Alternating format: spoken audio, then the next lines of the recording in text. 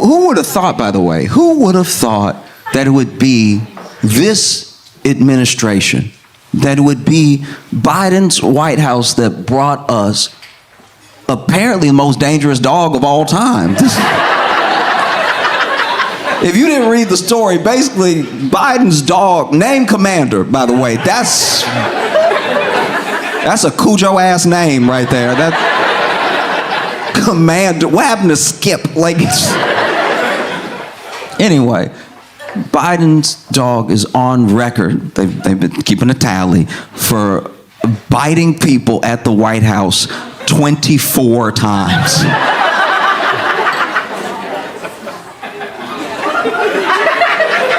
No dog should bite more times than years you expect it to live. 24 is a high number. And I think a lot of people are looking at this the wrong way. I really do. A lot of people are out here being like, I can't believe they letting this dog run amok in the White House. Why can't Biden control his dog? And everything. I think they're looking at it the wrong way. I'll be honest with you, because in my opinion, I'm on Commander's side. I really am, because a lot of these dogs out here, they wear the vest. They wear the vest that says emotional support dog, and they talk about them being the emotional support dogs, but they're not really about that life.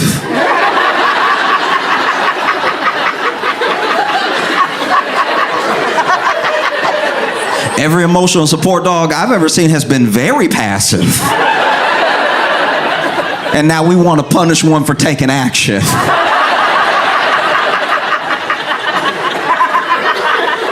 Commander just got good ears. That's all it is. His ears good as hell. Dogs have great ears. Commander hear everything. He in the White House. He hears people. He hears people on the other side of walls, behind doors, talking shifty behind Biden's back. You know how politics can be? And then they walk out into the hallway.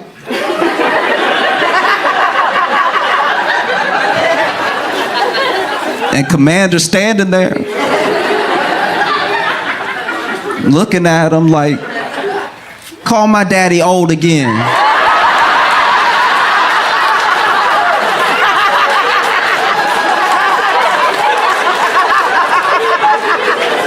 No, don't back up, don't back up. No, you was talking all that good shit earlier. What's... Say it again. You know what trips me out about this story? You know what really stresses me out about it? Is that when you read the story, Biden's dog is on record biting 24 times. That's what's recorded, which means there are definitely unrecorded bites. That's just the ones people felt like staying to file something. Some people went to the White House, got bit, and didn't want to stand around to be like, it was him. Ooh.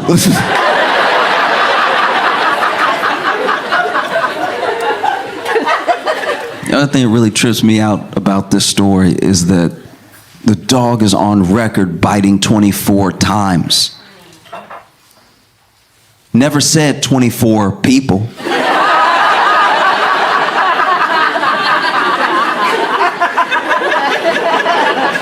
Which means somebody getting bit extra.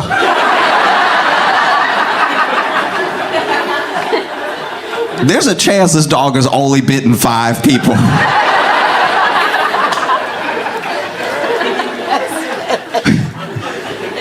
He bit 4 people once, and then some poor dude named Wallace was just catching it. Non-stop, once a week, he knew. He knew that ass was grass. He knew. I'd like to think. I'm sure that for that many bites, that means that Commander bit somebody in at least one of Joe Biden's Zoom backgrounds. Biden on with the Prime Minister or somewhere, you just see somebody in the background going like,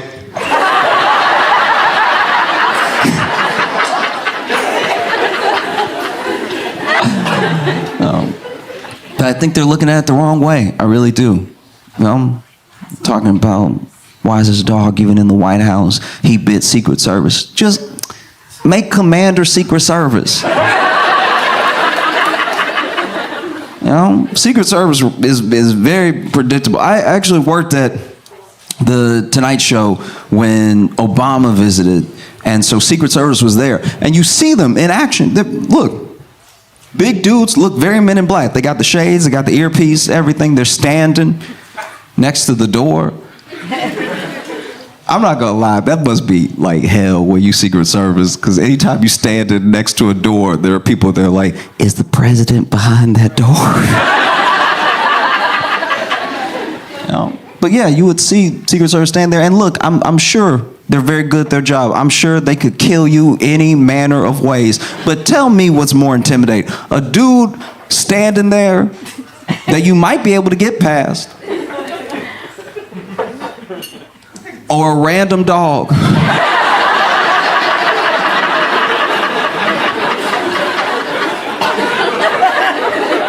A random dog standing in the hallway that we know bites.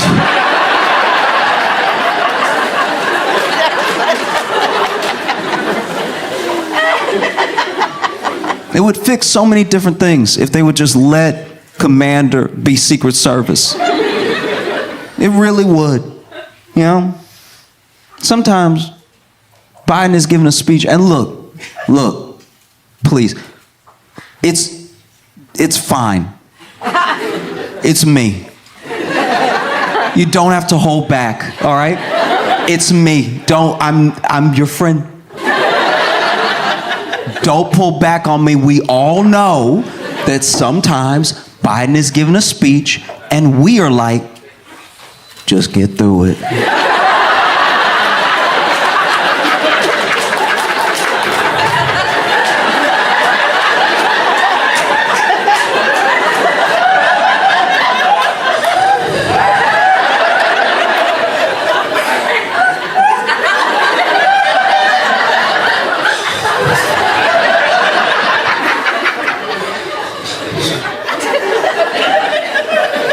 We all know it, It's fine. You don't look, I'm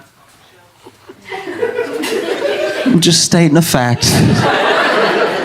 All right? Don't pull back on me. I also voted for the man. Fox News is not here right now. We can all be honest. Sometimes, not every time, not every day, but sometimes Biden is giving a speech and it low-key looked like he having side conversations with death.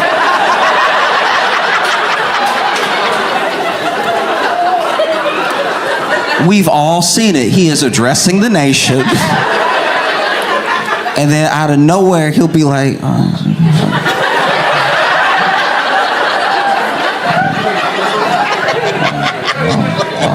and he cussing death out too. Like you really let death have it. Like, you said you wouldn't take me on a Thursday.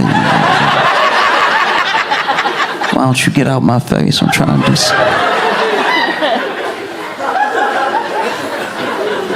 And then he'll turn back to the camera like we didn't see any of that. The man is getting distracted sometimes. It happens to all of us, You get distracted. But I think that's why you need Commander. Instead, just Secret Service stand behind him being all quiet at everything, you have Commander walking in front of the podium.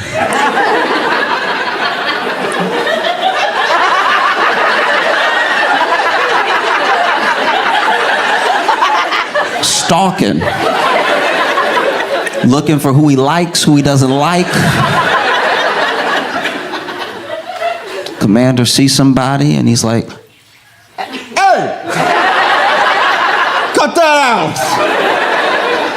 out! Commander getting loud is exactly what Biden needs every 30 seconds, Give him the speech, you go to turn. Oh, yes. Everybody wins. I love being here though, cause y'all are great, you know. Genuinely, I don't know. Some parts of Portland do confuse me, and I'm not acting like I did the reading. So just let me be dumb for a second. You don't need to explain any of it. I'm just saying it did. 12 bridges is a lot.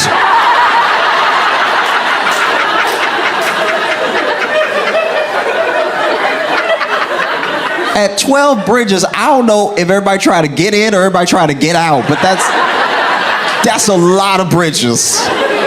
That sounds like y'all just let somebody go. Like you just let somebody cook who really like making bridges. Like everywhere you took him, he was like, you know what'd be dope right here? Like, don't say it, Steven. Don't say it. No, we put a bridge right here. Oh, it's gonna be lit, and it won't. But there's a bridge right there, Steve. And it's like, yeah, but you're not always over there. Sometimes you over here, and over here doesn't have a bridge. I'm trying to bring people together. You're trying to block blessings. 12 bridges is so much.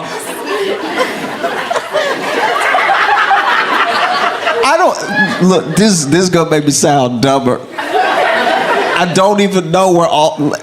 At 12 bridges, one of those bridges gotta be to Narnia. There's no way that y'all have 12 different bridges going somewhere. That's crazy. I like being here because y'all are very, very self-aware people. Maybe the most self-aware of any city that I've ever met. This is generally distressed. You'll just be making a general observation, be like, man, things are kind of odd here, and y'all are like, we know.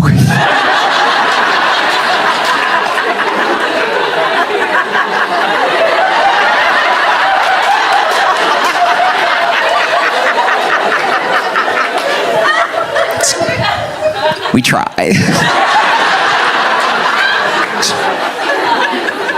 You know, and you'll be like, I'm not complaining. I've had very good food since I've been here, but y'all have some of the most like, it's too many weird things at once. Do you know what I mean? That's my, if I could give you a note. As a city, you have mixed and matched the weird in too many different ways as to not seem like you are on planet Earth. I was just trying to have some eggs Benedict. And it's crazy, you in a place where you getting delicious eggs Benedict and somebody's balls are out right next to you.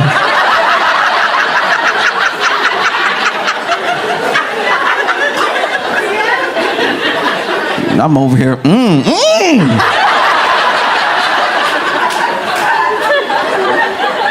dipping in my hollandaise. I have not, this is my thing. All of this, I have not been here long. All of Portland happened to me today.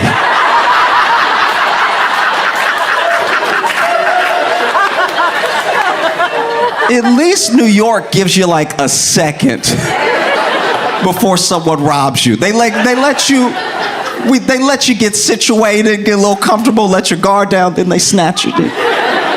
Y'all just come right out the pocket. I met somebody acting crazy as hell. Not even just acting crazy as hell. And that was my Uber driver. That's like, y'all really don't mess around. Y'all want people to know. So I do, y'all are some of the most creative. I'm just trying to use nice words for it. I saw a dude with a cape wearing a computer monitor. dancing to no music. This man just on the street like, all right. Blown away, but I've had some good food since I've been here. Y'all are interesting because it's like y'all are weird, but also like some of y'all just very, very healthy, health conscious, healthy food and everything. This seemed like the only city in America that might have organic crack. Like.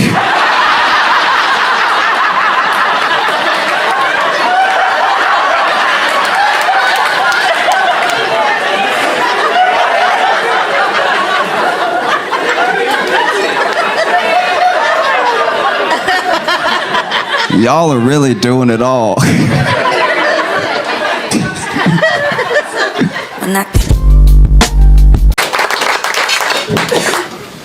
Cool. How y'all doing? Everybody good? Yeah! All right, sweet. I am not. I've been freaking out about getting older because sometimes you haven't changed, you know? You're the same as you've always been, but your friends around you, it's like your peers doing grown shit that makes you realize you're getting older. Like my buddy bought a house and I had to be like, hey, we don't do that. My friends had a baby. They were so excited. They were the first in the friend group to have a baby, but they were so excited that they sent me a picture of them in the delivery room with the dad cutting the cord. And I was immediately upset. Like, in my head, I was like, why do we even let him do that? Think about it. This dude is cutting the finish line tape on a race he didn't run. This is wild.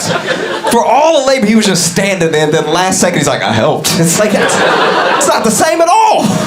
She's been screaming for hours. The very end, he's like, me too, girl. Shit, we did it, all right? No, I'm terrified of having kids, because kids are creepy. You know kids creepy? Nobody teach them how to be creepy, and they're still creepy. Which means it's an A, you know? Anybody here who's babysat a 5 or 6 year old has had that kid under the right lighting, look at you, but do this. Like, who is this for? Who taught them this? They'll just stand at the end of a hallway and talk to you like the Shine, be like, hi. Kids whisper at night. Have you heard that? You can't get a kid to whisper during the day. And then at night they're like, I had a bad dream. Get out of my face. Get out of my face. Get out of my face right now. Don't touch me, all right? It's creepy as hell. I'm terrified to be a dad, because I'm a dad, I'll be tired. Being a dad makes you tired. I'll be damned if I tuck my child in. I go to my room to rest my head on the pillow to get some Christian sleep. Only to be woken up in the middle of the night. There's a monster under my... I'm hitting them immediately, all right? I'm waking up swinging. This is the only situation where I feel like you gotta hit your kids because it's self-defense, okay? You're not gonna roll up on me in my sleep doing hard S's like that, you know? Just in my face in the middle of the night. I couldn't sleep. You're about to sleep forever, I promise you. Get away from me. Don't touch me. It's terrifying. I've been very excited. Very, very excited for October 24th. Just not able to wait. Sleepless nights getting ready for October 24th. If you don't know, October 24th is when Britney Spears' book comes out. My man. Like, this is the thing. This is the thing. I'm fascinated. I wasn't even like a big Free Britney person. I'm not into pop stars that much or anything. But Britney Spears is one of the most mistreated celebrities that we have in modern times, all right? And there's a lot of people, if you do them wrong, they try to get back at you immediately, right? You do them wrong, they key a car. They go on Instagram Live talking about, oh, you know. She didn't do that. She said, you know what? I'm gonna wait. I'm gonna wait like 2 decades. And then one random day in October, I'm gonna dance with knives. I'm gonna write a book. And wow, yeah, amazing. Apparently, so there's a lot of revelations in the book, but one of them that really shook me was that she had a wild fling with Colin Farrell, right? And it was after her and Justin broke up and everything, and I can't remember exactly how she described it, but the words used in the book was like the fling was nothing less than just a sexual brawl. Those were her words. I've never had sex so good somebody wrote about it. You know what I mean? And the fact that she was like, we were just at each other all the time. It was just, the passion was like a street fight. I was like, God damn, gotta step my game up.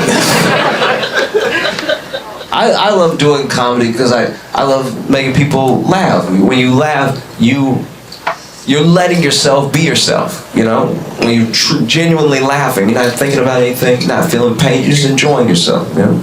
And I also love doing comedy because I'll say the thing that we all think, but you're not supposed to say.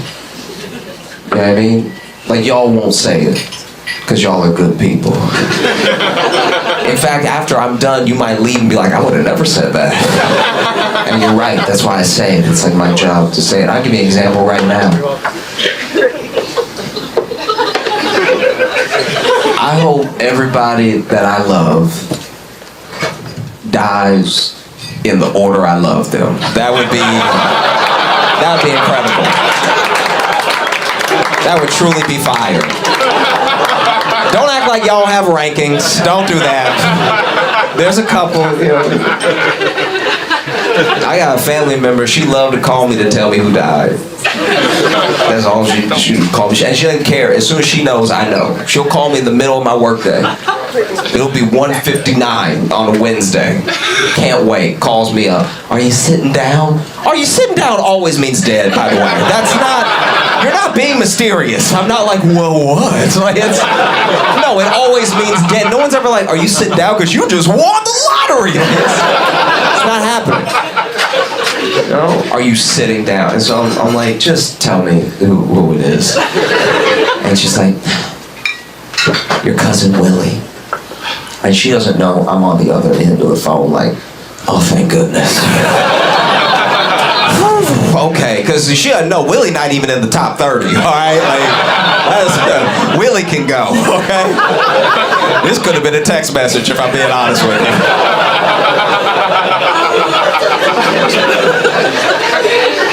And you know what? That's the other thing too. Willie wasn't even dead. Right? I know, for nothing. Willie wasn't even dead. Basically, Willie was at her house, and he ate a bunch of the, grown man by the way, ate a bunch of the melatonin gummies thinking they were regular gummies. So he's snacking on these gummies while he watched an NBA draft and put himself 86 gummies deep into a coma. This man was chumping and chumping and then had the nap of a lifetime. That's why I don't like Willie to begin with. He's a knucklehead. You know what I mean? Like, he's one of the dumbest people I ever met.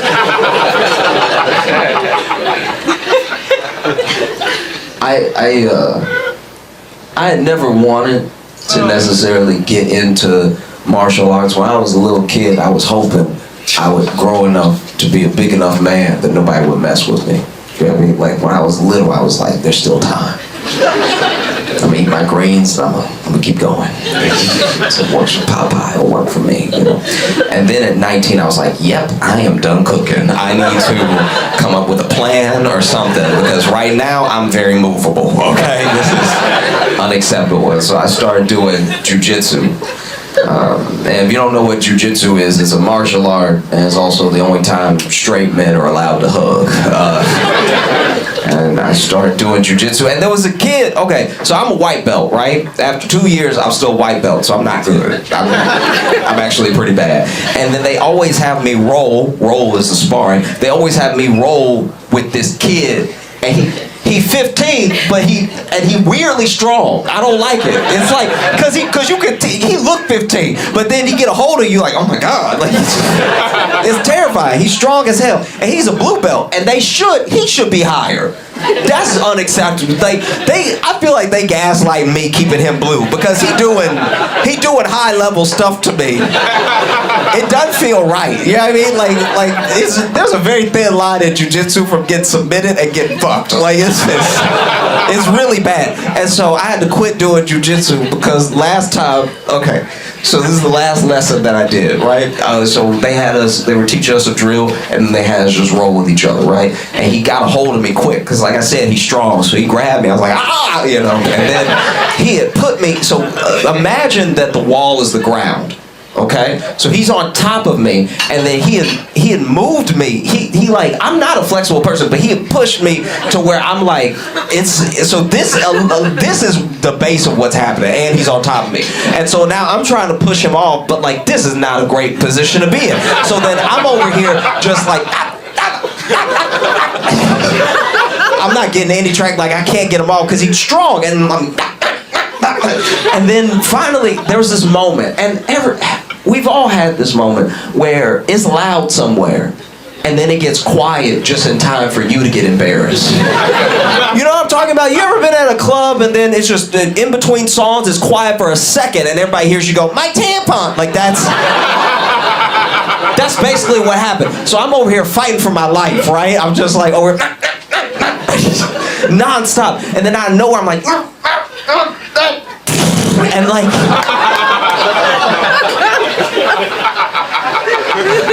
and it should have been quiet. Everybody was making noise a second before that, and then he get quiet, and then he stop and he get up, and then everybody's looking at me like I brown belted myself, and he's like, are you good? I'm like, yeah, I'm good. Let's roll. And he's like, nah, I'm alright. I had to leave class. I was so embarrassed. I left early, and I just decided, all right, I'm done with jiu-jitsu. I'm just gonna buy a gun. Like,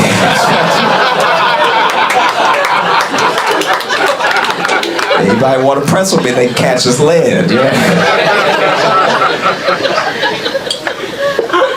We have it happening again. You know, I've been dreading this towards the end of the year. Next year, in 2024, we unfortunately have another presidential election. Why are we still doing this? We've proven the president can basically be dead, and we will still function like normal. I don't know why we're still putting up this charade. I don't know about him. What are you doing? I was talking to my friend about it because I've been dreading it so much, and my friend said something interesting. He said, you can tell who's gonna win by who has the most mockable voice. Right? So like Barack Obama had a more mockable voice than John McCain. Trump had a more mockable voice than Hillary. But then it falls apart. Because I don't think Biden has a more mockable voice than Trump. Trump's like an actual character. I have a different metric. I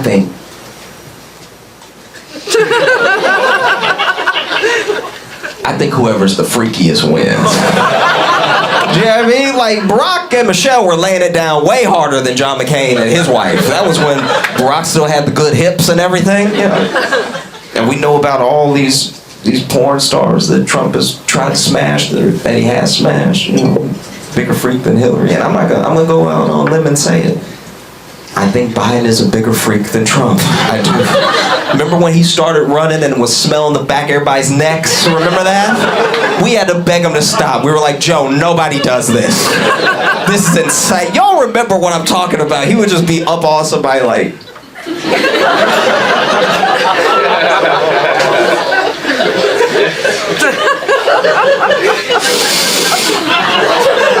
doing that weird ass whisper, just like...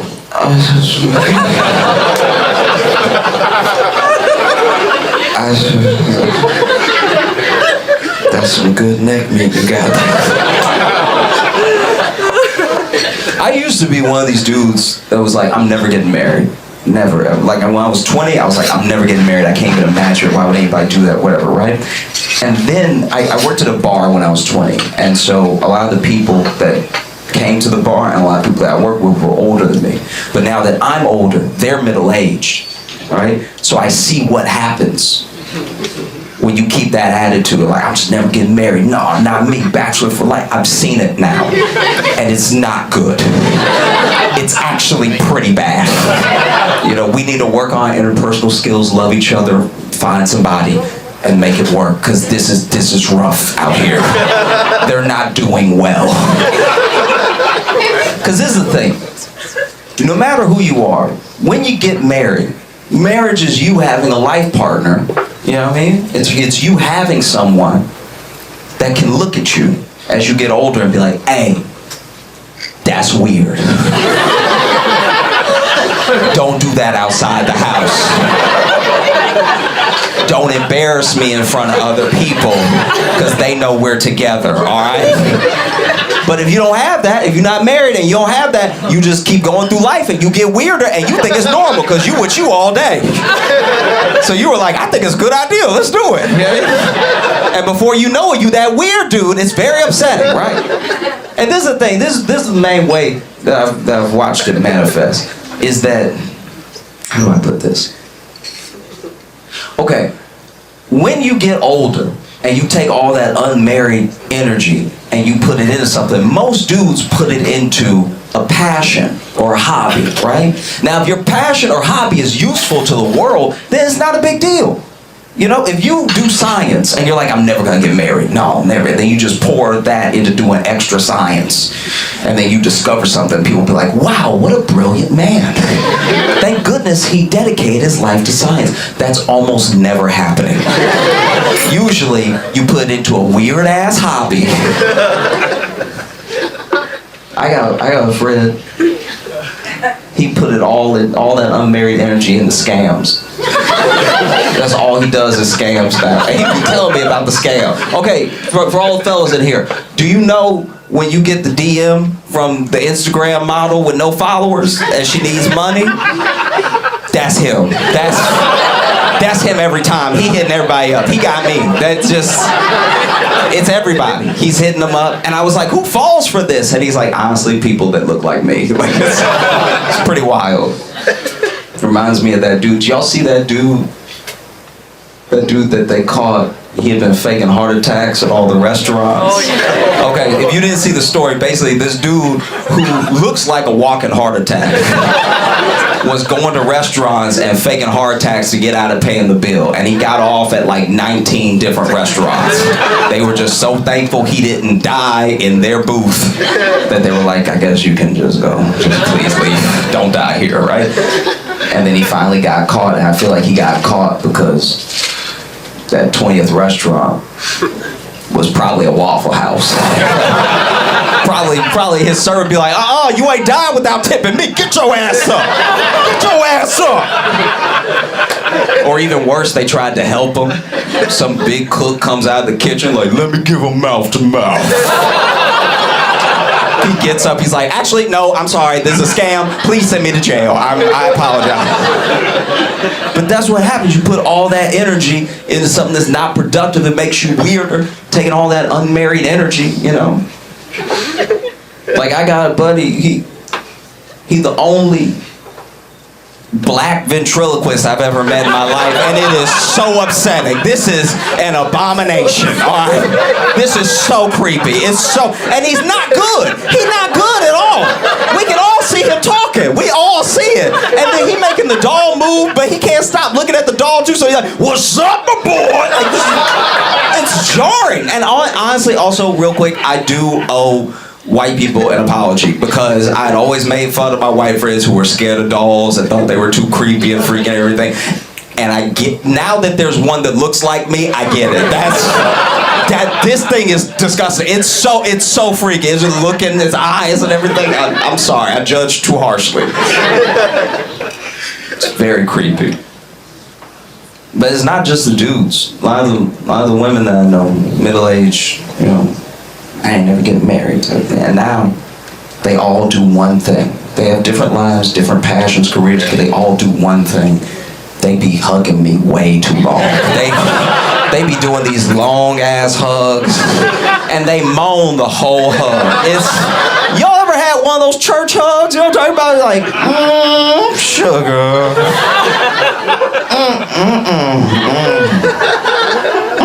How you been? How you been, baby? How you been? I even caught one of them. She was like, how you been? Y'all been great. Thank you so much. For Josh Johnson!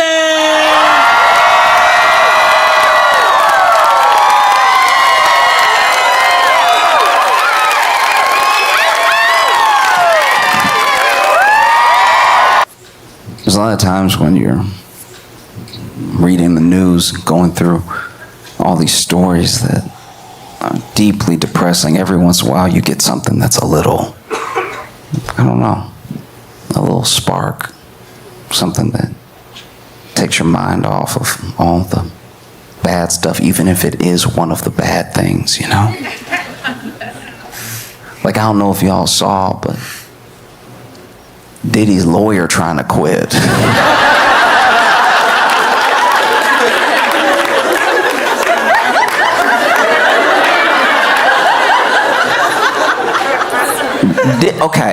Diddy. If you're not familiar, Diddy is gonna be buried under a prison, but in the Constitution, for as long as we have one, there are things.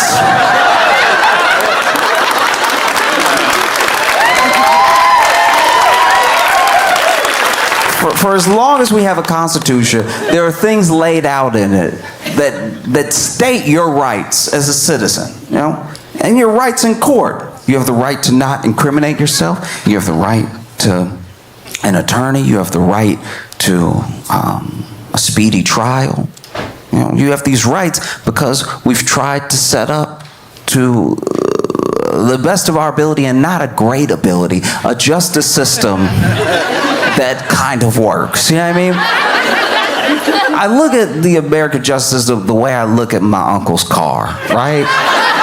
It barely runs, but it does turn on and off. Like, functionally, it is still a car, even if you do have to push it sometimes to really get it started, and you can't trust the brakes. Functionally, it fills the definition of a car. You know? And when I look at the justice system, I'm like, it's a system.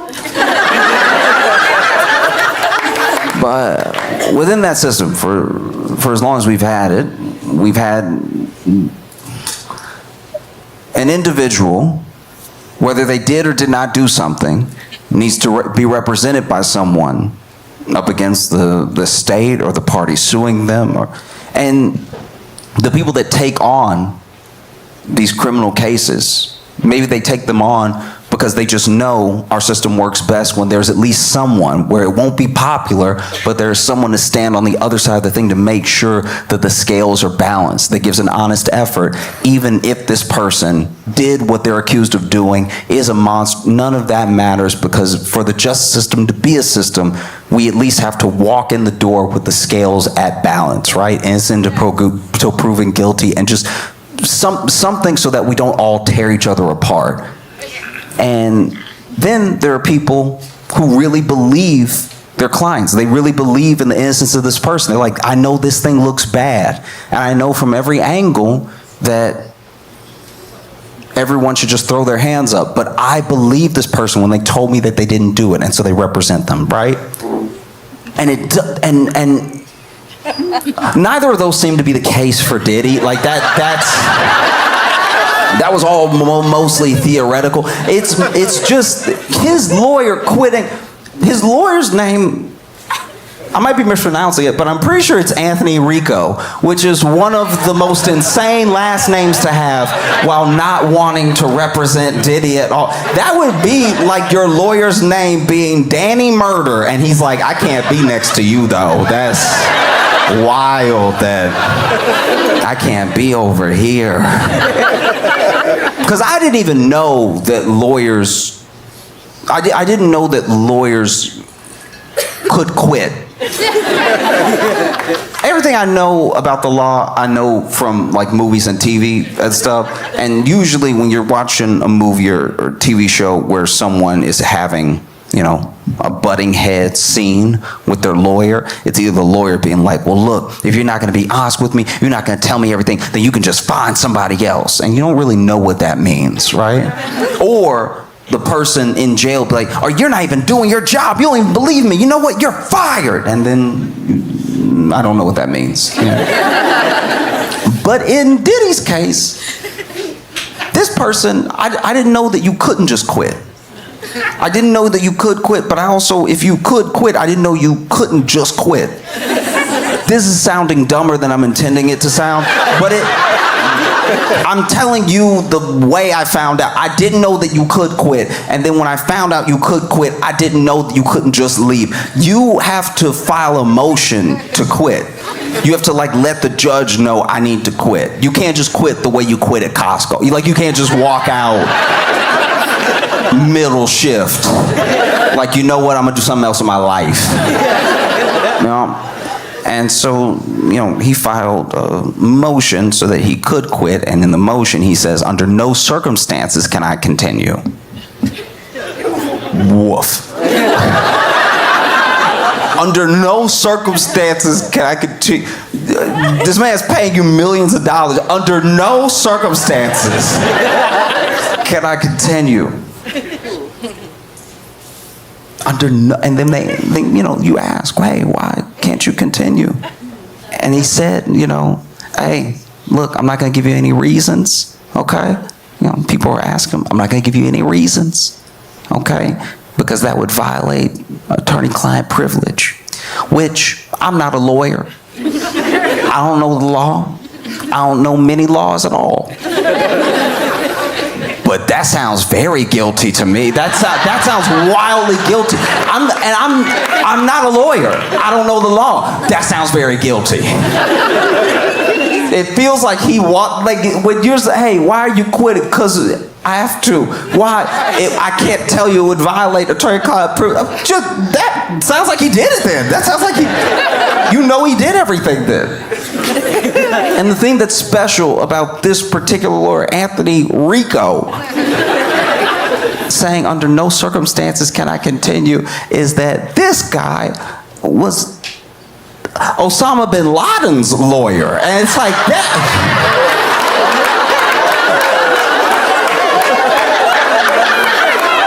Sir, what did he do?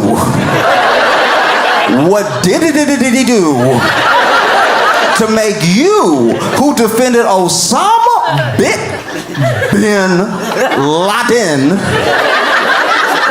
who defended Osama bin Laden in 2001, Peak Osama?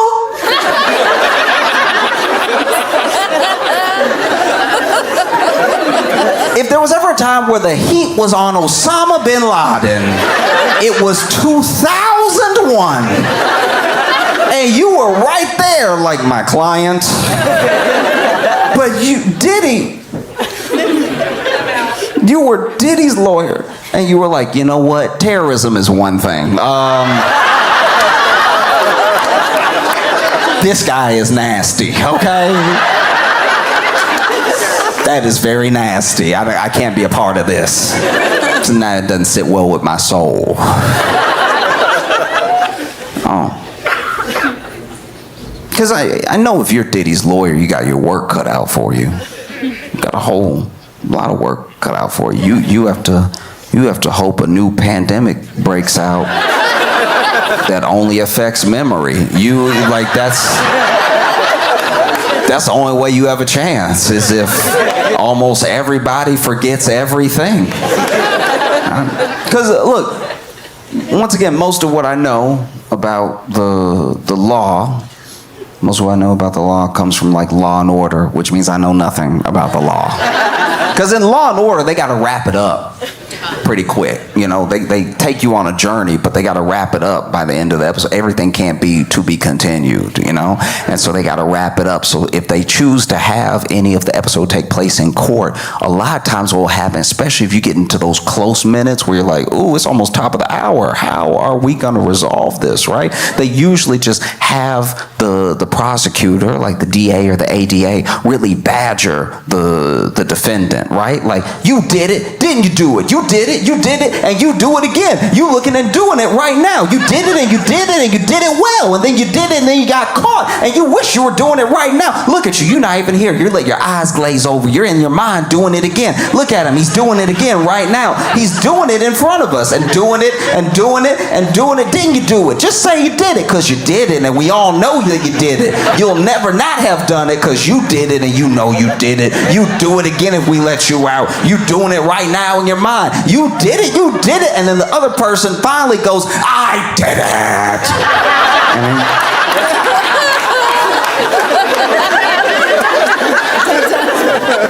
And usually they freak out and they're like, I can't handle having to say no more than 8 times. I did it. Oh no, the jury.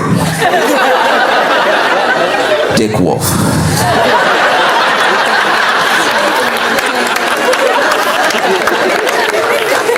And that's not how it actually works in the real world. Like, sure, there are people who testify and then don't help their case. You know, they get up there and they say things that maybe make them look like they're not sorry or make them look more guilty than they're even presumed to be and everything. But you don't really have that with Diddy. Not just because the trial hasn't started, but with Diddy, he did record himself doing everything he's accused of doing, and the FBI has it. That is pretty bad.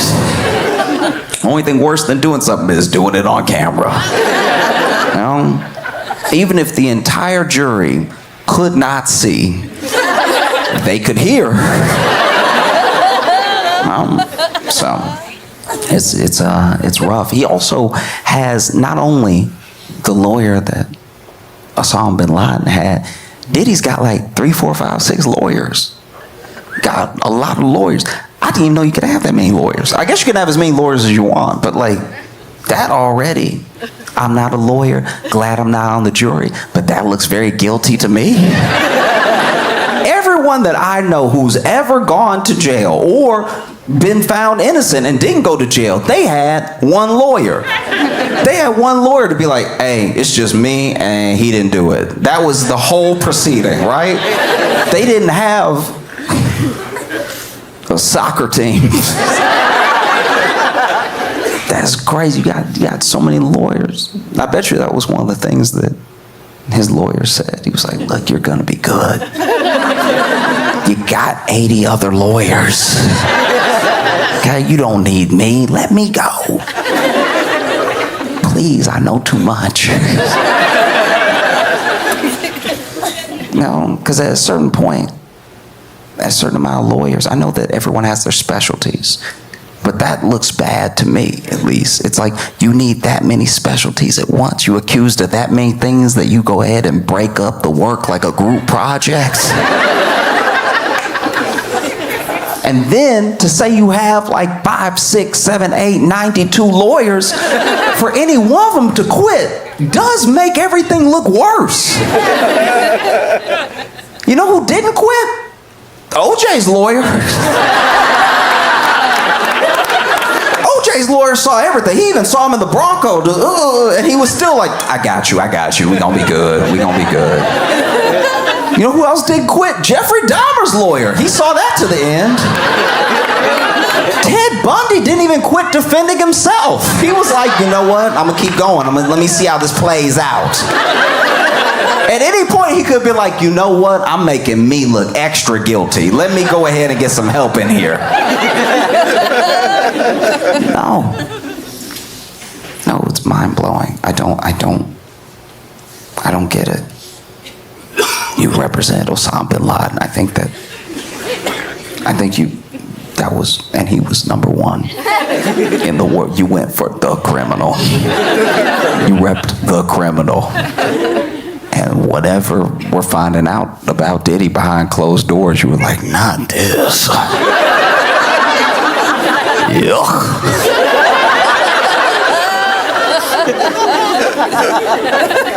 No. Because you see people in situations where they look incredibly guilty, or they do something very dumb that's almost indefensible, and they still have legal representation that sticks by them. There was a dude who, okay, I shouldn't laugh, but it's one of the dumbest crimes I've ever heard of. So basically, there was this dude who went to break into it was his house. He lived with his mom, right? But he was gonna go ahead and rob the house and try to sell a bunch of stuff off, right? So then he broke into the house and then got caught because I guess police were just happened to drive by, right?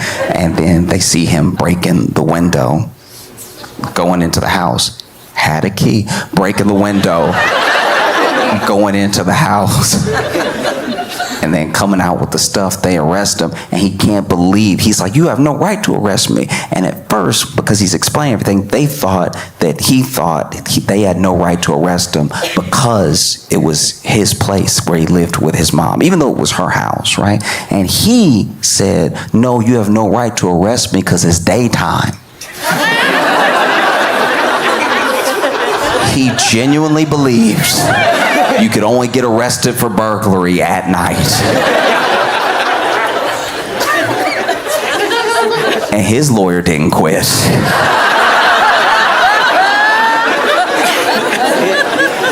There was a dude who he tried to rob a bank. He ran up in the bank. This was years ago. This dude ran up in the bank and he had his gun out, and he was like, go ahead and empty everything right now. I'll kill everybody. I don't care if swinging the gun and everything. And then the tellers were like, do you want a bag? Because he just came in, just him and the gun, just waving, him and the gun. No bag, no, not even a backpack, just here with the gun. The money now. And they were like, would you like something to hold it with or anything? And he was like, damn right, it's a real gun.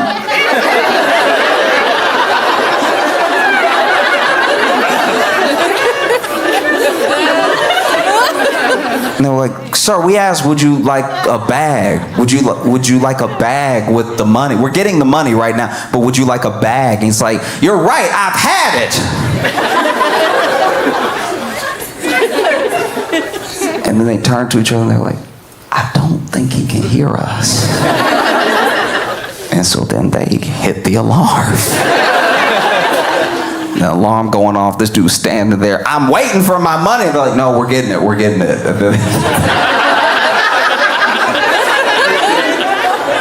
They get the money, they get the bag, and before he can even leave the bank, cops roll up. And basically, yeah, he was hearing impaired. And so then he sued them for taking advantage of his disability.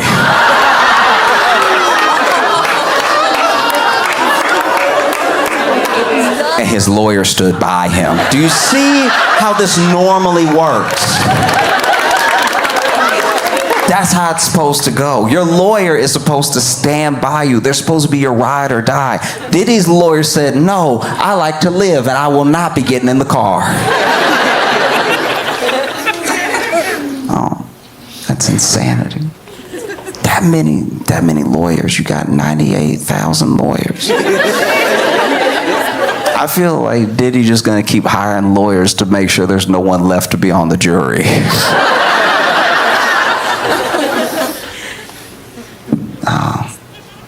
I don't even know what you would do. You know what I mean? Like, when you look at a situation like this where the whole world knows about Diddy and Diddy's case, right? It's global news, right? And everyone is expecting things to come out during his case, so there's more eyes on it than even when it started. It wasn't just a thing that popped up, oh, Diddy got arrested and then it's over. It's the fact that all of Hollywood could be implicated. That's the feeling that people have, right? So people are going to be watching the trial, nonstop, for every update possible. Because maybe your favorite pop star, maybe your least favorite R&B artist, whoever, right, will be involved in this case somehow. And so the whole world will be watching, and the whole world already knows. So how could you not have, in a sense, at least if you're Diddy's defense, a tainted jury? Because how are you going to pull from people who can be impartial, who don't know who Diddy is, right? And then when you pull those people, a judge can say, and judges tell people all the time, look, I don't want you to engage with any media about the case. I don't want you reading any tabloids or social media or anything like that. And don't talk to anybody about the case. No podcasts, no whatever, right? No interviews, no nothing. And even if you do that, it's impossible because the way that we live in the world and the way that we interact with social, to not be bombarded with things about whatever the biggest news topic is.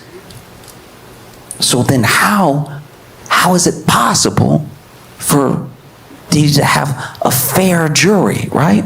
And his lawyer could have made that case just now. And instead he said, no, I'm getting away from this dude. I cannot be near him at all. That's so bad that the only black lawyer he had was like, nah.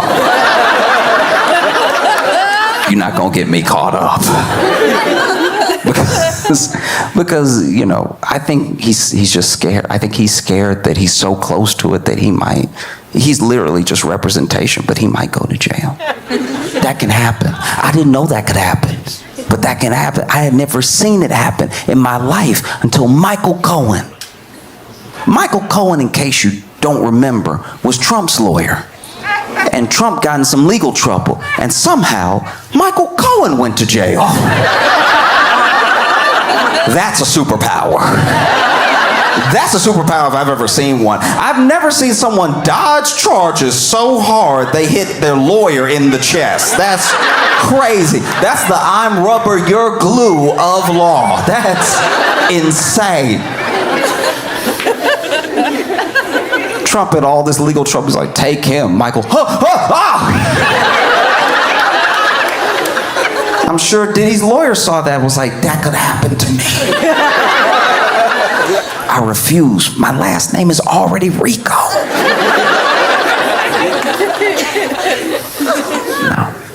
I have to get away. Because who takes up for you is huge. Who takes up for you in a situation where you're in the public eye and you have a scandal or you've been found to have done something, right? Whoever takes up for you, they do shift the narrative around you, and they do shift public opinion, either for you or against you, right? Like, let's say in a scenario, right? Completely hypothetical scenario. Let's say I'm driving. I can't. I'm very bad at it. But let's say I'm driving. Once again, this would never happen, all right? I failed my driving test and I have not driven since, okay? I'm very bad. But let's say I'm driving behind the wheel of a car, which I should never be. It's a chair that could kill someone. It is insane that people just get in those and just go. Like, that blows my mind. I will take an Uber or the bus. I am fine without being behind the wheel of a death machine, because all it takes is your foot, and you could just take anybody out. That's crazy. I don't like being in cars in the front driving. Every time I move, it moves. That's crazy. I don't like that at all. I'll sit in the back. But let's say I'm driving, okay? And I'm driving because maybe my friend is hurt. Maybe my friend's like, oh no, I'm bleeding. No, I've been shot, whatever it is. And then he's like, you have to drive me to the hospital. I'm like, okay, I guess I'll kill us both. And so then I get in the car, and then I'm hitting stuff. I'm just, because I don't know which one's the gas and which one's the brake, because honestly, they should be further apart. In my opinion, it should be like go-karts, like right foot gas, left foot brake. And then you can just drive like this. This feels more natural to me. I don't know what y'all are doing with this thing. This feels insane. To see people doing this all the time. Ooh, I'm gonna start, I'm gonna stop, I'm gonna start, I'm gonna stop, whatever. I want to just do it like when you're in a go-kart. I drive so well in a go-kart, not just because I can't go fast enough to murder, but also because I know that left is stop, and that's fine. But sometimes you get the foot. Uh-oh, I've hit them both. What does that do? So then I'm in the car and I'm driving, right? And I'm doing it poorly because I do it poorly. Because as I've said before, on stage, to many people, I don't like lefts. So I take rights until I get there, okay? So I'm just gonna take a right and then take a right, take a right. My friend probably gonna bleed out, but I'm taking these rights because a left will kill everybody, right? Now I get to the hospital, let's say I've got to the hospital and I have run over at least 26 people, okay? So I'm being arrested, my friend is hopefully being treated, so I've saved his life, but I am in a lot of trouble. And let's say that Dolly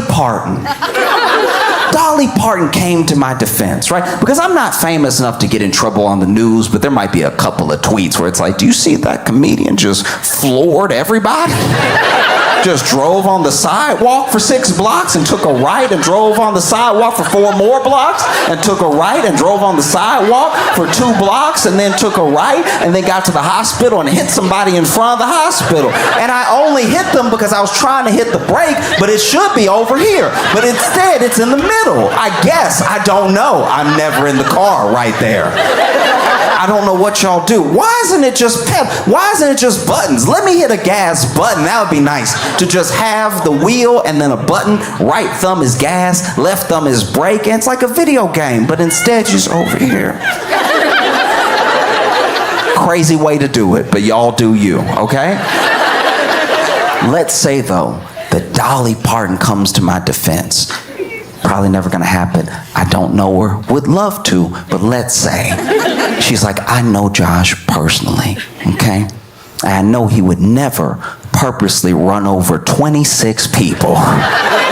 It must have been something that happened. And you say he was in a car. He said he would never do that. It must be an emergency. Oh, he was trying to help his friend. Y'all, please, if you can find it in your heart, to forgive Josh and his dumb feet. I'm just saying, if Dolly Parton came to my defense, I think that would shift a lot of people's opinion of me. Everyone loves Dolly Parton. Everybody knows Dolly Parton is a sweetheart. And so if she came to someone's defense, you would think, oh, if Dolly sees something in this person, then yeah, maybe they're a good person. Maybe she's right. Maybe he didn't mean to run over 26 people.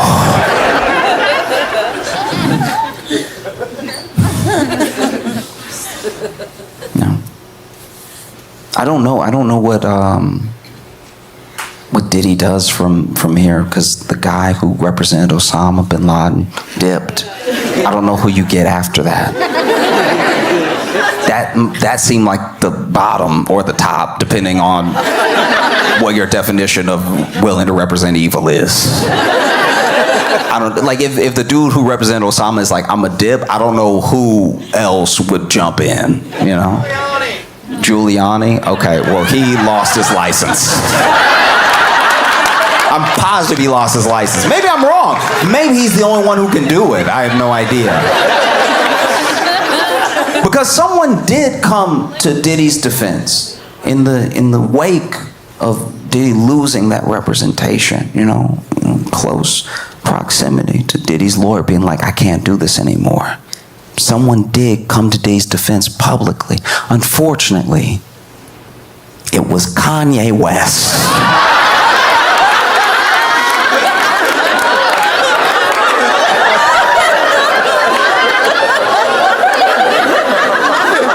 In a tweeting tirade, Kanye West went on an absolute rampage. He called himself a Nazi. He posted a bunch of like anti-Semitic stuff. He said all sorts of things. And then he said, by the way, free Puff. I think if you're Diddy in jail, you're like, this is worse. That that is worse. I did not know it could get worse than the Osama bin Laden lawyer leaving me. But this is bad. This is very, very bad. That was me kind of like doing a little bit of rapping the way that Diddy does it because he's not good at it. You know what I mean? Like, but yeah, this is bad. This is worse because he's calling himself a Nazi, and then he's like, also that guy.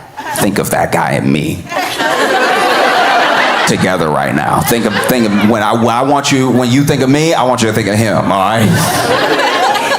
But who knows? Maybe when the lawyer who represented Osama bin Laden dips, maybe the only person left to represent you is Ye. I think that's. I could see that. I could see Ye showing up to court being like, Your Honor.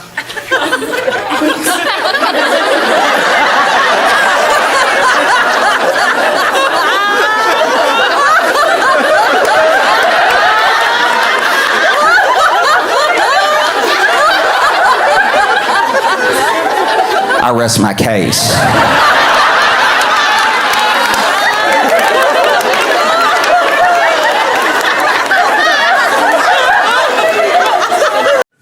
I've also been obsessing over that lady on TikTok who was digging in her yard and found that rug. Like, in case you didn't see this, there's a woman that was on TikTok, right? And this will be important later, but she's white, all right? And basically, she was making TikToks for like her fans and her friends and stuff. And in one of her TikToks, she she comes onto the TikTok and she's like, y'all, I think my house is haunted. Okay?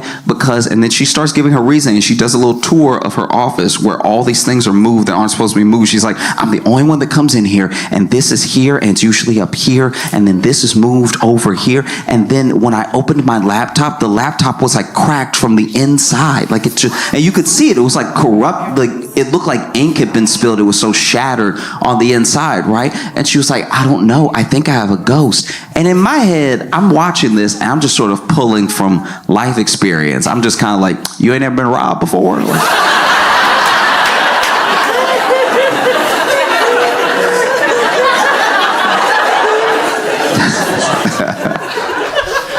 and so then, another TikTok she makes after that is she's digging in her yard. I think they're moving a fence or something, and then they hit something, and then they look at what they hit, and it's like this rug that's been buried underground, right? And it's a thick rug too. And then she's like, making a TikTok being like, isn't this weird? And I was like, that's a body.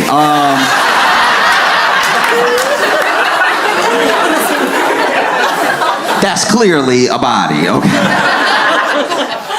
And then this is the thing. When it comes to every person has different speeds that they operate at, right? You catch them on one day, they might react to you a certain way, another day a certain way. But some people do have like defaults, right? So one thing that's happened in the last like 4 years especially is that anytime a white woman's talking, we jump to Karen pretty quick, right? Like, there's Karens out there, but then sometimes someone will just have a menu and be like, does this one have gluten? And we're like, Karen! Like, that's... It's appropriate when it's appropriate, it's not appropriate when it's not appropriate, right? But for everything, there is its opposite, okay? And I think that for us, we do need to start talking about the complete opposite, because we all know this person. We all know the white woman who doesn't want to make a big deal out of anything. We've all met this person. She could literally be on fire. And she's like, y'all, I'm just warm. Like, no. You are in danger, Bethany. Let us help you.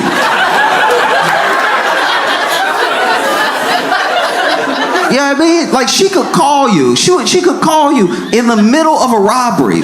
She's at the bodega. It's getting robbed right now. And she calling you being like, oh, no, I don't want to bother her. Just if you get around to dialing those, like, 3 numbers, it would be really helpful. And this is who we have on our hands in this situation, because I'm not the only one, right? I see the thing and I'm like, that's a body. And then everyone else in the comments is like, girl, that's a body.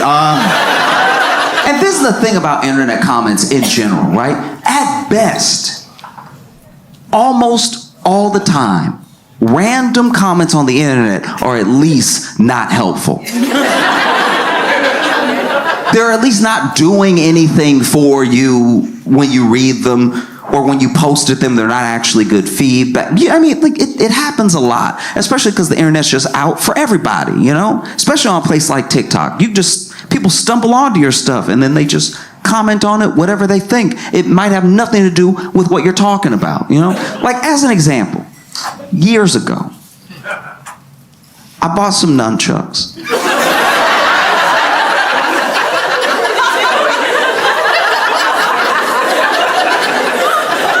And I was watching a tutorial on how to nunchuck.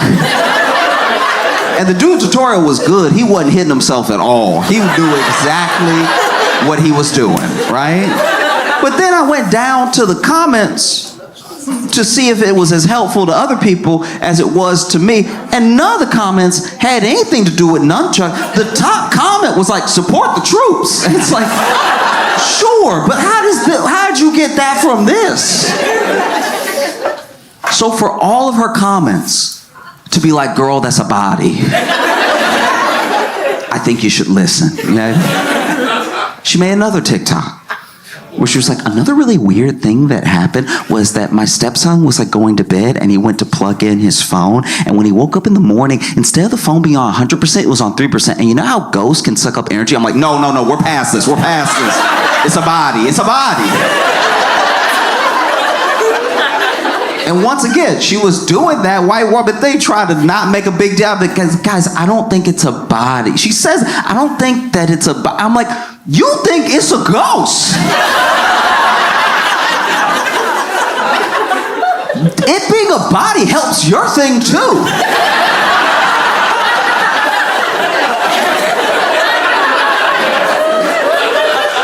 Every ghost used to have a body. Why are you acting like we're the dumb ones?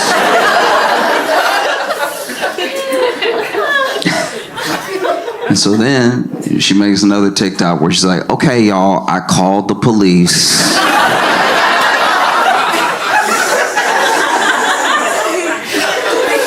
And it's funny because she describes like calling the police and stuff. And when she called the police and told them the situation, I was digging in my yard and I was trying to move this fence. I hit the rug, whatever, and the rug's very thick. We can't just, because that's the other thing. She can't just pull it up. It's so heavy that it's like, it's down there. She would have to dig more to even expose more rug to even try to pull it up. And she tells the police that, and the police are like, that's not like a body.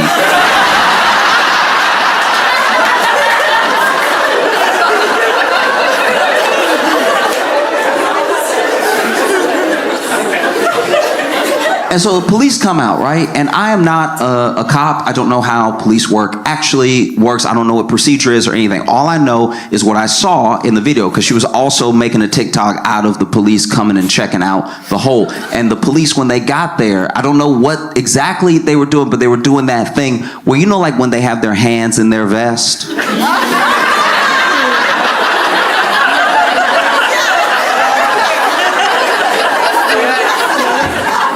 And so there was one cop that walked up and he was like,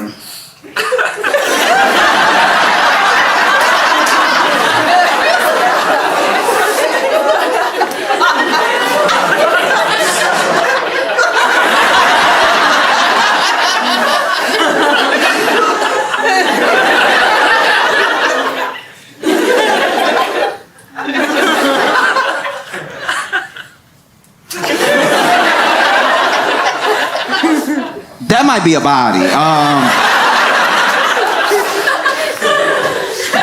So police look it over, because cops came twice, right? Police look it over. Then, part is fuzzy. I don't know what actually happened linking these two things. I don't know if the police said this to her before they left, or if they called later and told her this, but basically they were like, look, it's a hole, I get that you're invested and that it's the rug, but we don't have the resources to just like do some big dig in your backyard for a case that's like not an open case or anything. There's not like some missing person or something. So we just, if you want to dig,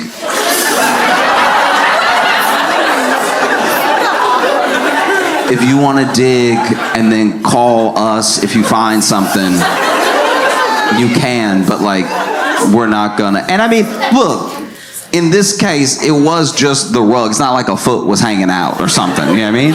And so then that was sort of that. And so she makes another TikTok where she talks to people and she's like, hey, listen, I know that y'all are all invested. I know that this is weird, but I don't have the money to just dig up my whole backyard just to try to find out what this is, because in the case that it's nothing, I dug up my whole backyard and then I have to pay to, because it was also like going in the direction of her fire pit too, which means she would have had to pull up all that stuff. So she was like, I don't know where this sort of leaves us, right? And she makes another TikTok not too long after that, because what has happened through social is that we're all talking. We're all talking, we're all, like, listening's a strong word, but we're all talking. All right? But you gain the interest, and you can intrigue people from all over the world, right? And so as people are getting more and more invested in this thing, she makes another TikTok a little while later where basically someone was watching her last TikTok about how, yeah, she didn't have the money to just dig up her whole yard and everything. And so then they messaged her and they were like, hey, I own a construction company. I'll dig.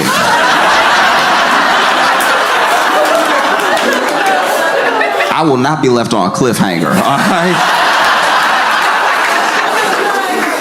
Digging is what I do.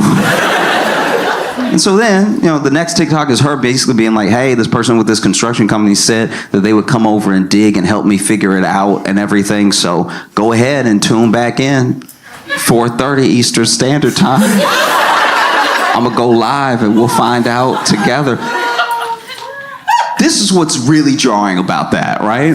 Is that TV used to be TV. You used to get your entertainment from TV, and TV was a thing. You used to buy the TV and know that all the TV would happen on TV. But now, slowly, over time, we're TV. Whether we mean to be or not. There's plenty of people who have realized they were TV in real time and been like, I messed up. I did not want to be TV today. TV used to, we're spoiled. We're used to 24-hour news. We're used to 24-hour programming, even pay programming. When a channel runs out of TV ideas, they're like, well, we'll let this person try to sell you something for 3 hours. TV used to just have a few channels, too. TV used to have like 5 channels. And they didn't even have a lot of ideas. The TV would be like, guys, we're done. TV. You would have your TV on, but TV would be off. Because they just didn't have any more programs. They were like, you know what it is. We'll see you at 3 o'clock tomorrow. Go to bed. What are you doing up? Why are you still up right now? You have a problem. You need to see somebody, a doctor maybe. You probably have insomnia because you have left this TV on all night knowing that the Dick Cavett show only goes so late. And I didn't know about any of this. My grandpa was telling me, you know what I mean? But like, he was like, yeah, you used to, that used to be how you knew you had a sleeping problem. And now, she's opened herself up to the fact that like this incident has made her TV. She even said, tune in at 4:30 Eastern Standard Time. I was like, you have commercials too? Damn. And then soon after that, she makes another TikTok where she's like, okay, all right. So I got a call, construction company calls, but I got another call from homicide. And a part of me was like, duh, it's a body. But she's like, I got a call from homicide that basically they said that they don't know who the last two officers were communicating with because it wasn't them. They must have talked to somebody else who told them to tell me what they told me. Homicide heard about the case, and they were like, we would very much like to check.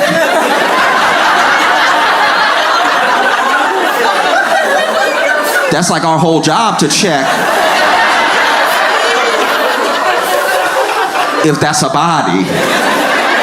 And so we're gonna come tomorrow, and they basically tell her, they're like, hey, if we find something, this will turn your house upside down. Are you prepared for that?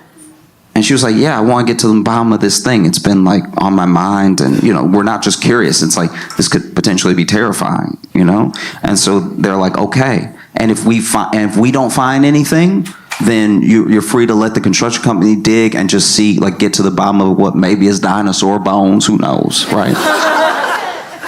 So next day comes, and she says in the TikTok, she's like, look, so still tune in at 4:30 Eastern Standard Time, but I don't know what you're going to be watching. So sure enough, homicide comes. They bring the detectives. They also bring the cadaver dogs, right? And both cadaver dogs signal at the spot in the rug, right? And they even did it in different ways, because I don't really know. I don't know much about cadaver dogs. All I know is that the first dog, he seemed a bit junior.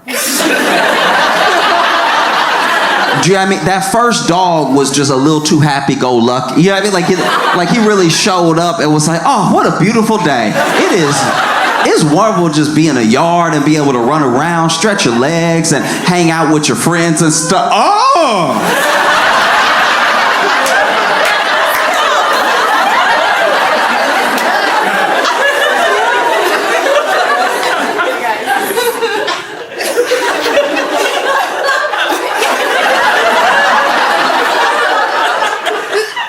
Y'all, this is just my opinion. I think that's a body.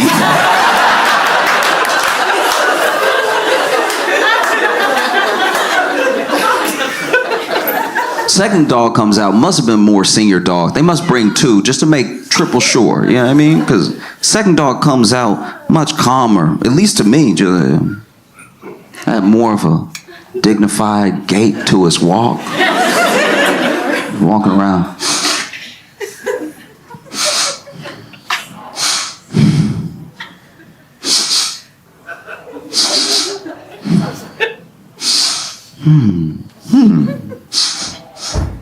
Yep, that's a body. Ooh, y'all, come get me. That's a body. And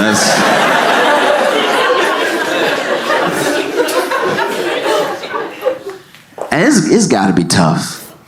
It's got to be tough to be like a police dog, because you don't know you have a job.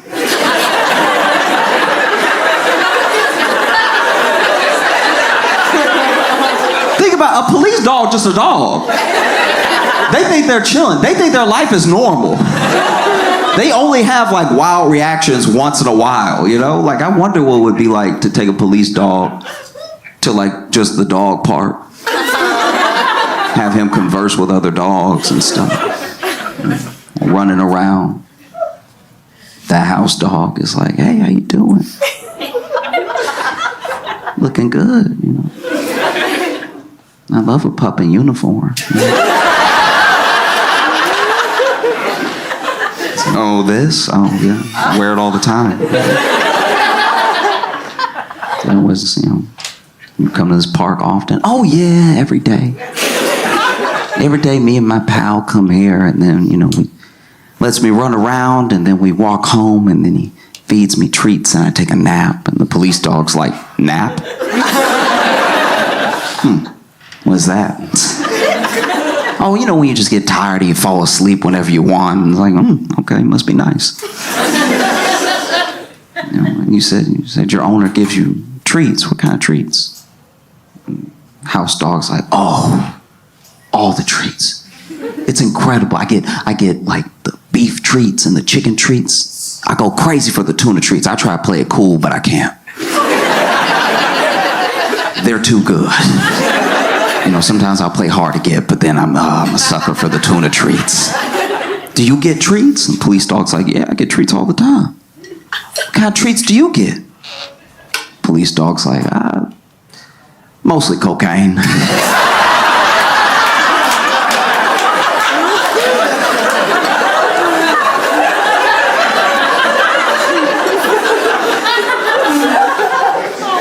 You know, because I'm one of the dogs that they have sniffed for the cocaine, and so I'm running all in the house checking for the cocaine. I usually get there first, and so sometimes I take a little off the top, you know what I mean? A couple extra sniffs. You know, it's gotta be wild. It's gotta be wild to think as a police dog, you're just going for a walk. And they're like, smell this. Oh, okay. See what else smells like this out here. You're like, oh, all right. You just on nice stride, you know, running with your pal, and then out of nowhere you're like, something over here smells like, oh my gosh, that's a body.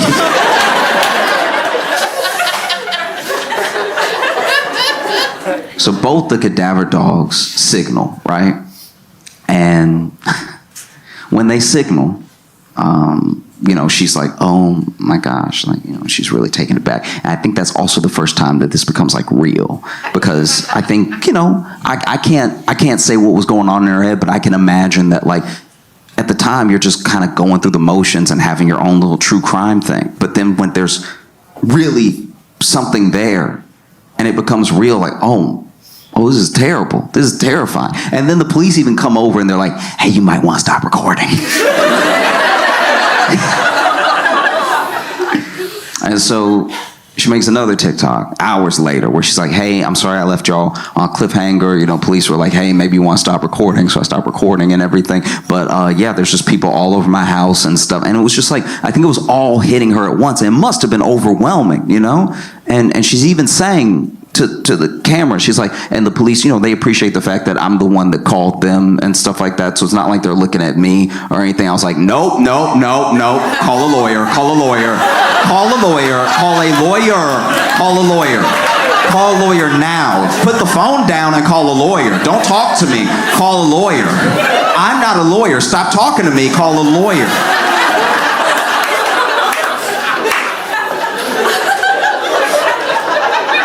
That's a lot to assume. That's a lot to assume. Hey, guys, I just found this body. Like, I have nothing to do with it.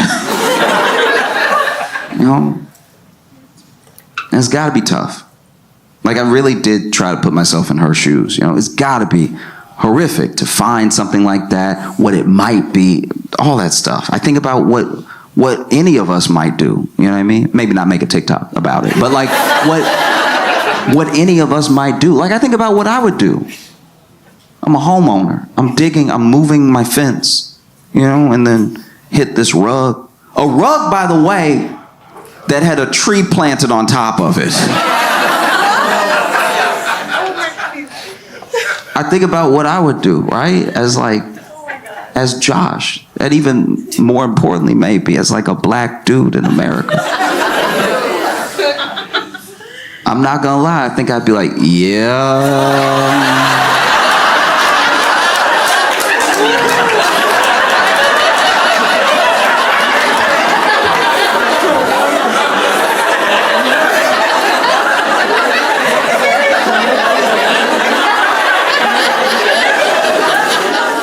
I didn't kill him.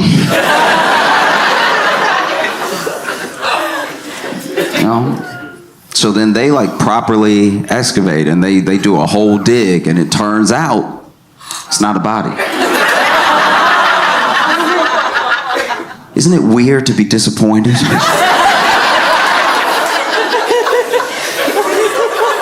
Isn't it kind of weird to be disappointed that somebody's not dead? It's not a body at all. It was a rug that had a tree planted over it that was buried, which, I'm not gonna lie, is way weirder. That's so much more jarring now. There's so many more questions I have now. We understand, it's not right, but we understand how people get got. Like, we kind of, like, there's a part of you, maybe you're in the mob or something like that, but this thing is way weirder. That means that your house was previously owned by a freak. That just means That there was someone that owned your house that was burying rugs and planting trees on top. What else were they doing? Licking banisters? What goes through the mind of somebody who buried? What kind of witchcraft is that? I want answers. She gonna be retiling her roof years from now, and there's gonna be a piece of bologna under every tile. What kind of cartoon house is this? How do you balance weekly stand-up and a daily show? I work at Daily Show Monday through Thursday, and then we go on the road Friday, Saturday, and sometimes Sunday. And so I know that it's a lot, but it's also everything I've been trying to do this entire time. Like, these are all the things that I've ever wanted to be doing, and they just happen to be happening at once. Another thing that really gives me energy, I guess, is the people that I'm around. I get to be around the coolest people that I've ever worked with at Daily Show, that are constantly, like, whether it's hyping you up or you're able to bounce ideas off of them, and their enthusiasm and the way that they bring, like, their specific talents to the show always make me excited to be a part of it. And then the rest is just doing stand-up on the road, which is just meeting all of you and, doing the meet and greets when we can and stuff. And those are real opportunities to get a second to chat, even if it is just a moment where, I understand, especially a late show, people are tired and they want to take the picture and go home and stuff. I'm never, like, thinking about it some type of way. I guess I'm more just so excited to meet the people who enjoy what I'm doing, because sometimes you are creating these things online and it's very easy to see a number of likes or a little ticker go up. And while those things carry their own sort of excitement of, like, oh, that's cool that people are watching, it's not until you meet the people that are watching that you get a real sense of what's going on. And so I don't know, if I'm being honest, if I've thought about balance yet or anything. I sneak in my naps when I can, and one day I will find time to sleep. But sometimes I will say I don't realize I'm asleep. I have definitely woken up and not been sure when I was sleeping. So I guess I get enough sleep. How do you take care of your mental health?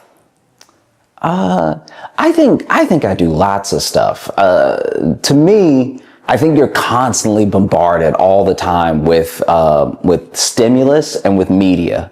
And I think that even though most of it is negative, the positive stuff there, whenever you open yourself up to it or whenever you focus on it, is just as overwhelming sometimes.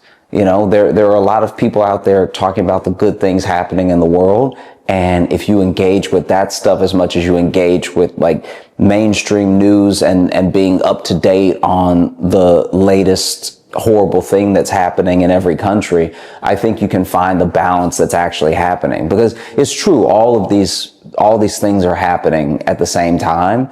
And I don't know, I think that centers me sometimes, that, like, as many bad things as there are that are happening, there are so many instances of us seeing, like, the good in people and the good in the world and stuff. And so that helps me take care of myself. I have people that I will sometimes message if I'm having a rough time, for any number of reasons, just having those people really help. I think that therapy as well, depending on your version of it and what you found helps you the most, I guess depends on how often you lean on it. And so, yeah, I think therapy, I think engaging in as much positive media as I can, and I think looking up specifically for news stories where something good is happening help me take care of myself. Why are your tickets $400? They are not. They're not. I cannot say this enough, how much they are not. And because of how social works as well, no matter how many times you post that they're not, it may not reach the people who saw the thing. You know what I mean? Like we're all just missing each other because they're not. at all. One of the reasons that you might see $400 tickets to my show are resellers. So I am trying to make sure everybody can come to the show. I'm trying to make sure that all the tickets are affordable, right? But if someone buys up a bunch of tickets and then they go to the secondary market and they wait until the show is sold out and then they try to sell it to people who want to come to the show but missed it, they're going to charge whatever they think they can get. Right? So while it's $400 in this economy, $400, I am not asking that of anybody. $400 is too much money. Okay. I can't sing. Yeah, I mean, like we're not talking about tickets to like somebody who can do backflips or something like that. Resellers are charging these astronomical prices, which is why I tell people to join my email list. If you join my email list, I will let you know when I add shows. I'll also let you know when shows are happening. You'll also get access to pre-sale in some of the markets because we try to email everyone out. There's a whole thing that I'm learning about how like venue have pre-sale tickets and days, and everybody has a certain amount of tickets that they're allowed and stuff like that. But as soon as we can go to you with the ticket, we try to go straight to you. So that way the email is coming from me and then you can get the ticket at its intended price, and we completely cut resellers out of it. Sometimes I even lose words for how best to describe how bad of a thing this reselling is, because it cheats you out of money and it cheats a lot of people out of an experience, you know? Because let's just, for the sake of argument, say the reseller buys my ticket and they're charging $2,000. And then people are like, Josh, love you, nice little quips, nice little witty jokes online, but $2,000, no. Now, somebody who was willing to pay the like $35, $45 that I was charging for the show doesn't get to come. And then this reseller is blocking people from having a good time at the show, you know? So my tickets are not $400. If you see that, you know, not only don't you buy it, but also feel free to warn other people, hey, this thing is not real, you know? So hopefully I've spoken about it well. Hopefully. Where is your hour-long Netflix special? It doesn't exist, but I think maybe it could one day. We'll see. The reason I do stand-up is to connect with the people that I'm doing stand-up for, and that's been happening through social, through YouTube, through like live performance as well. So I feel like the connection is there, and it's getting stronger, and it's growing. And so I don't concern myself as much with like, oh, when are we going to get this thing, or can we get this person on the phone or something? Because to me, all things happen as they're supposed to in the right time.